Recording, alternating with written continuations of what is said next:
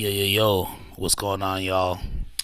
Got an episode here, you know what I'm saying? Another I Do interviews, current events, man. Got some shit for y'all. My bad, I took a little hiatus, but man, we back and better than ever. You know what I'm saying? Just got a couple topics that we gonna touch on today. Um, First things first, man. I was a little disappointed, man, in my man's 21 Savage, man. You know what I'm saying? Y'all know him and Drizzy just dropped that album, so they've been in the headlines, good and bad. I don't know if y'all saw the Vogue shit. How these guys are getting a $4 million lawsuit for faking the Vogue cover. I guess it's just another example of fake it till you make it, man. As black people, I don't know. I guess we got a problem doing that. These guys are multi-millionaires, and they still trying to fake it till they make it with the fake Vogue cover. But nah, man. I just saw 21 Savage. You know, y'all. He's been, I don't know if he said it on Clubhouse or where he said it, but I know he's mainly been on Clubhouse. But he basically said, "I don't feel like he's relevant." Talking about Nas, saying Nas isn't relevant, which I know a lot of people are going to have different opinions, you know what I'm saying? But I just think that's a blasphemous statement. I'm going to quote him. He said, "I don't feel like he's relevant. I don't feel like Nas is relevant. He's not relevant. He just has a loyal ass fan base. He just has a loyal ass fan base, and he still makes good ass music, but relevant? Question mark." Yeah, it doesn't really make any sense. I would completely disagree because the thing is, Nas. Some people say that Illmatic today is like the best hip hop album ever. You know what I'm saying? So that'll forever make him relevant for the fact that people use that album as like a blueprint to success still to this day. You know what I'm saying? You got like the Good Kid, Mad Cities, you know, albums like that. It's Nas's Illmatic is forever going to be in that topic of conversation. So it's hard for him to not, for him to not be relevant. And he influenced a whole generation of MCs like Eminem, you know what I'm saying? All these guys are talking about how Nas had a crazy impact on them, you know what I'm saying? And he even won the beef with Jay-Z. I know y'all remember that too, you know what I'm saying? So that's crazy. I don't know why the hell 21 Savage would say some shit like that. But shout out to Kodak, man, for defending him. You know, because I remember a lot of, it's crazy, 2015, when these guys are in the same class, the double XL freshmen. And a lot of people were calling them mumble rap, and they was getting a lot of backlash from the old heads. So I was happy to see Kodak step up and defend Nas and not just agree with his peer. You know what I'm saying? But I'm going to play this little clip of Kodak because this shit was funny as hell. Y'all got to hear this. Hold on one second.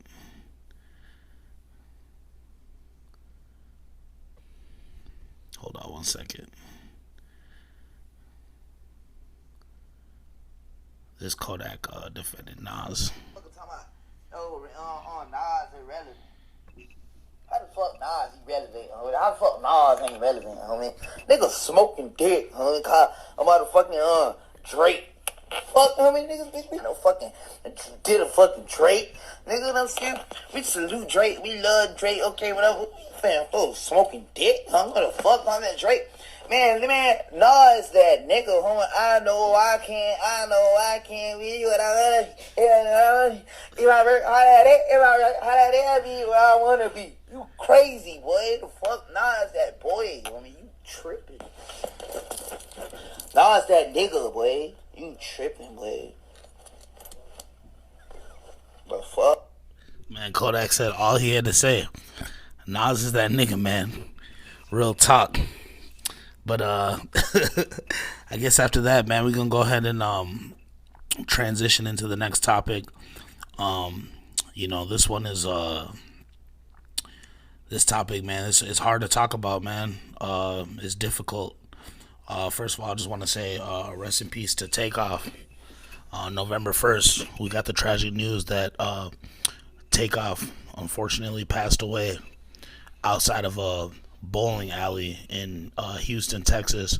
I know Quavo was present There's been all different types of speculation and all different types of conversations about what exactly occurred, but from my understanding and from my research, it was a stray bullet, the bullet not intended to hit Takeoff. I think somebody else shot at their party, Quavo and Takeoff's party, and one of their one of their people shot at the other person, and then that bullet actually hit Takeoff. So unfortunately, that's how he passed away. Super sad situation. It's just an example of, we need to do better with the violence, especially in hip hop. It brings a question of what's the next generation gonna be like, because it's already crazy, man. Like, PNB Rock, we all know what happened to him. Rest in peace to him. Takeoff. It's sadly too often of a reoccurring thing. So like I said, it brings a question of what's the youth gonna be like. Hopefully it gets better. Hopefully we can do something and make a change together, because that's the only way I see it getting better. But and it's also unfortunate too, because it truly marks the end of an era for a group, a huge impactful group in hip hop. I know prior to Takeoff's death, they were already, the Migos was already done. We didn't see them. It was crazy. They didn't make any music. I think the last thing they released was Culture 3. And then there was speculation of them parting ways. And then I'm pretty sure Offset unfollowed them. They unfollowed each other. Like, we saw little signs on social media. This was back in May. So back in May, we're hearing about the Migos potentially breaking up, and it was rumored. And then honestly, what I would say when it became like official, not just speculation, was on August 26th when Quavo and Takeoff released a single, and the exact same day Offset released a single too, separate from them. So I think that really indicated that the parties are separate, and it's speculated on why. They talk about Offset fuck Sweetie and all types of shit. They talk about Lil Baby and Migos. There's all different types of speculation on why the group ended. Because apparently they were saying like, Migos was no longer a priority because Lil Baby is the hottest artist on QC, and they're saying Cardi B wanted Offset to separate himself. There's all different types of speculation. We have no idea. We have no idea why Migos broke up, but unfortunately they did. And Takeoff dying, that truly cemented that there will never be Migos. There'll never be a reunion, and it's unfortunate and it's sad because hip hop really started off as groups. You look at NWA and Public Enemy and Run DMC, Wu-Tang, all these Outkast, all these guys. It all started off as a group, and it started to deviate from that and become more of an individual thing. So it's sad to see the Migos truly being done, and who knows if in the future it'll be a thing where guys will continue to make groups. I hope so.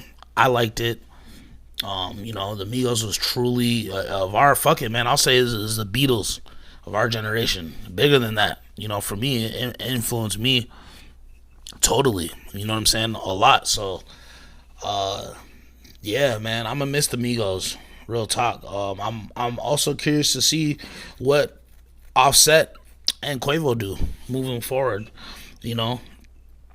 Dealing with the loss of their brother and what their careers turn out, because I still think they have a chance to be great and to be special for sure. So I'll transition again into the next topic, Kyrie Irving, and the whole anti-Semitic thing has just been crazy ever since Kanye did the Drink Champs interview.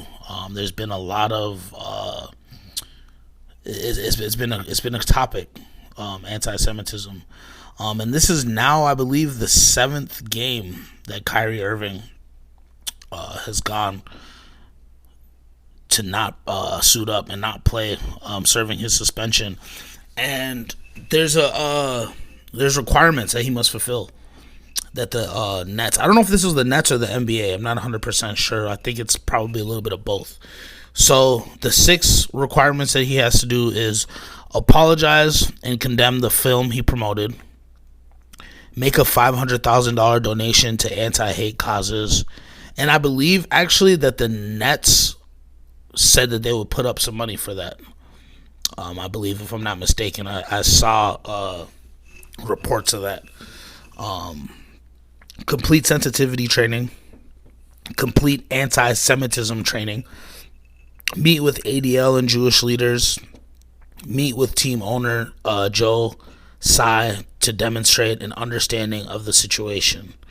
So yeah, it's crazy. The anti-Semitic thing, I don't really understand it too much because for me, it's like, I think the main thing that Kanye and Kyrie Irving, just from what I've understand and what I've gathered about the situation, is they're tracing African heritage to Jewish people. They're tracing it to them, and they're trying to spread awareness of that, from my understanding.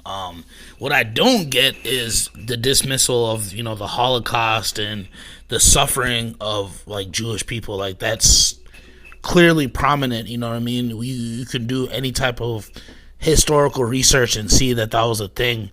So I don't really understand the whole, like, movement. Like, yeah, like I said, if they're trying to spread awareness that, there is some lineage and heritage to Africans and Jews, cool. I'm all for that, Let people understand that and know that. And for people who are disagreeing that, if there's concrete evidence, I don't understand that either. But like I said, the whole dismissal of, like, the Holocaust, because that's exactly what that film, that documentary portrays. I guess it says that the Holocaust, like, wasn't real, and, like, just a bunch of just, like, honestly, just idiotic things, like with the Hitler thing, talking about, oh, Hitler liked black people. Hitler didn't like anybody. Like, Hitler didn't like himself. Like, he says the world should be blonde-haired, blue-eyed people. You know what I'm saying? Hitler wasn't blonde-haired or blue-eyed.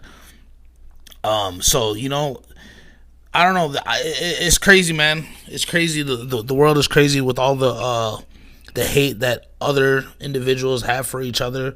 So I hope, honestly, all this stuff just comes to an end. Like I said, if the goal for Kanye and Kyrie is to just bring awareness of African American heritage and lineage to Jews, I'm all for that. You know what I'm saying? I want to be educated on that as well too, because, like I said, I don't really know much about it. But to totally dismiss, like, people's pain and people's suffering, like, that's crazy. I think guys like Kanye and Kyrie, they have even more resources than us. They can attend universities, and they can find actual, like, historical information that is directly tied to that versus than just the internet. So yeah, it's crazy. I hope Kyrie comes back, because this new coach that they got, Jacques Vaughn, is doing his thing, man. He's 4-3 since he came in. Obviously Steve Nash wasn't the guy for the job. I don't think he ever even coached before. So, I hope Kyrie completes this list, comes back, because the Nets actually have a chance, just despite all the dysfunctional things that has occurred with the franchise over the last, I want to say, almost 2 years. It's crazy, with the whole Kyrie vaccination thing, and that's a whole different topic for a different day. But I truly hope he comes back and helps out Kevin Durant and helps out his team, because I think this is ultimately going to hurt his legacy, because Kyrie has kind of been looked at. He's obviously clearly talent-wise, top 5 player based on his resume. He's already got a chip. Is a MVP caliber player, but his legacy is being hurt by these actions that he makes, because it's kind of implies that he's a little bit selfish. He's not really a team guy. He's not really the guy that Kobe was, that he really looks up to.